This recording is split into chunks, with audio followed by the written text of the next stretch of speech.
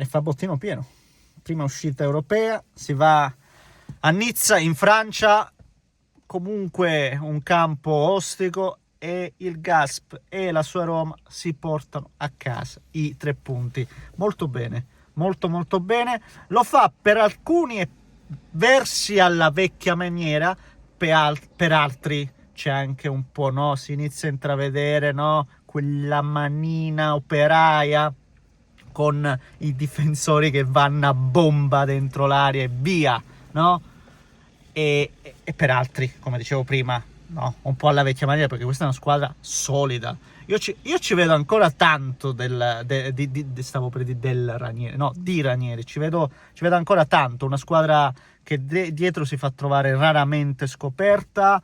Forse alcune difficoltà sono emerse con la Lazio, onestamente in un derby, che è sempre un po' una partita a sé, però sostanzialmente dietro non si balla. Dietro non si balla, perché anche oggi, no, sai, ti fiscano quel rigore contro, poi ci arriviamo e ne discutiamo dell'episodio arbitrale, e poi, no? Poi inizia a avere delle paure, no? Invece no, Hermoso magari ti fa il falletto, si prende la munizione, però d'esperienza.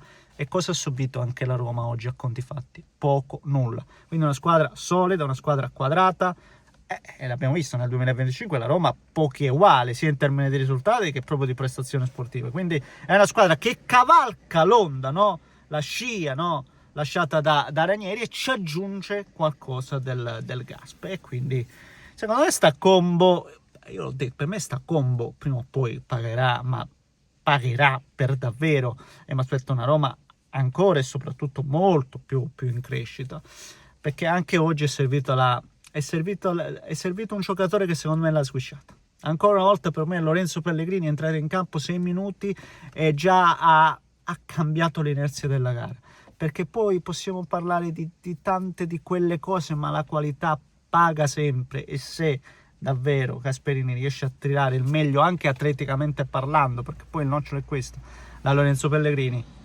secondo me fa un capolavoro, l'ennesimo tra l'altro della sua carriera. Ne parliamo, e come? Se lo facciamo, signori miei, prima come al solito spolliciate per il solito algoritmo che come al solito ha fame, ha sete, ha un po' d'appetito, e noi cerchiamo di abbuffarlo. Se volete iscrivetevi per seguire i prossimi contenuti, e credo, sì, che anche domani tra Bologna, Fiorentina, vediamo un po' come siamo messi, ma cerchiamo di tirare fuori il più possibile dalle italiane in campo europeo, e non solo.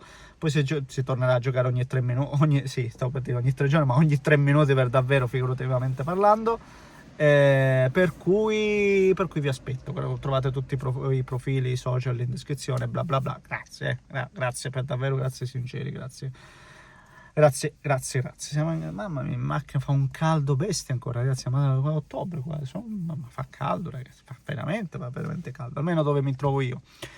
E allora, un primo tempo che onestamente anche abbastanza noioso, perché come al solito finché non si stappano un po' queste gare si fa fatica. Non ci sono stati tiri in porta nel primo tempo da una parte, e dall'altra la Roma quantomeno un po' ci ha provato. Il Nizza soltanto attendeva, magari in qualche errore in transizione ci provava, soprattutto con Boga, che tra l'altro conosciamo benissimo, però ripeto ancora una volta, sempre sotto controllo, mai in affanno, mai in difficoltà la Roma.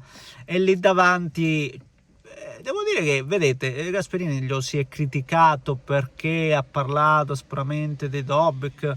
No, ma Gasperini, io l'ho già detto e lo ribadisco, Gasperini ti dà le tue occasioni, poi sta a te doverle sfruttare. E già Dobbik è entrato nel derby, oggi maglia da titolare.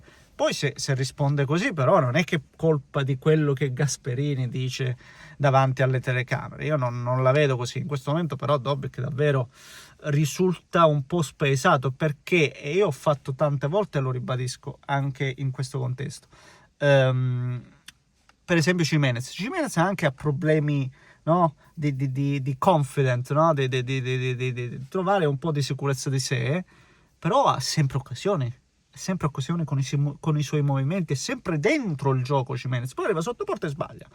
Dobbik non riesce proprio a entrare nello spartito. Ha avuto quella mezza situazione dove tiro cross in mezzo, là, non si è capito, ma poi veramente lo vedi in affanno, e quindi deve lavorarci, deve trovare affinità con i suoi attaccanti, poi Gasp, perché anche Ferguson è ancora secco, però nell'attesa arrivano i gol dei difensori, e arriva la buona notizia ancora una volta per me, è il fatto che Pellegrini, poi oggi anche la fascia ceduta da Mancini, bellissimo, entra e ti fa vedere, no? Che è un giocatore comunque di qualità. Pellegrini mette quella sventagliata magistrale da calcio d'angolo, ma prima di arrivare a quello era già entrato con i tempi giusti, l'abbiamo visto pericoloso, ha avuto un paio di situazioni, è stato la mina, la miccia, no? per sbloccarla questa partita. Poi bello, oltre al gol di Ndicka, che ha fatto pure una bella chiusura, mi ricordo, sempre nel secondo tempo, in scivolata, difensore tosto Ndicka, fa un bel gol. E poi l'altro è bellissimo perché lì ci vedo il marchio del Gasp in quel gol, no? Con davvero il quinto che la mette in mezzo dopo una bella aggressione, dopo averla riconquistata in contropiede, parti. Bellissimo passaggio poi di Tsimikas, devo dire, ed entra a bomba Mancini e fa gol. Quello è un bellissimo una bellissima rete, e vedi una squadra che, ribadisco, è in crescita, una squadra che io mi aspetto ancora molto di più dalla Roma di Gasperini, però obiettivamente va più che bene così, se pensiamo che Gasperini si è insediato da pochissimo, che ha sempre e assolutamente bisogno di tempo per attecchire, e poi può contare anche su giocatori come Koné in mezzo a campo, che, parliamoci chiaro, è un giocatore che veramente è gigantesco sotto tanti aspetti, e nel frattempo cerca un po' di tirare fuori di qualcosa da Eliana Nui. Adesso per esempio c'è Enreich che sta facendo secondo me bene, e la difesa è quadrata, Oselic, Ormoso, Ndicka, Mancini attenta, molto bene. Oggi, ribadisco, poteva complicarsi con il 2-1, un'altra squadra meno tonica, ma soprattutto meno sicura di sé, avrebbe avuto delle difficoltà, no? Fuori casa, stadio comunque, no, lo vedevate, abbastanza rumoroso, poteva andare in difesa, invece sul pezzo non ha subito ancora niente, via. Però ovviamente non ti ci devi mettere in quella situazione, fatemi dire questo, perché se da un lato penso che si poteva lasciar correre, diciamo, tante volte in Europa, questo non te lo fiscono, e poi dipende, come abbiamo visto stasera. Dall'altro lato dico però che Pisilli non si deve nemmeno mettere nelle condizioni di poter far, tra virgolette, sbagliare l'arbitro. Io la penso così, anche perché si è fatto un po' sfrecciare, e lo vedi che va direttamente sull'uomo, quindi non è un furto che l'abbia dato il rigore, anzi non mi pare, e quindi bisogna un po' stare attenti. Però, come avete visto, ripeto, forse la nota più importante rimane questa, che la Roma, ripeto, poi non si impanica, non va nel panico, è quadrata, è solida, porta a casa la partita, ribadisco, fuori casa, e la Roma può tranquillamente, e deve quasi, oserei dire, anche per quello che ci ha fatto vedere Gasperini con l'Atalanta in Champions League, no? Nono posto, questa Roma nelle prime 8 posizioni ci può e ci deve arrivare, non ne voglio vedere playoff, non ne voglio vedere, onestamente.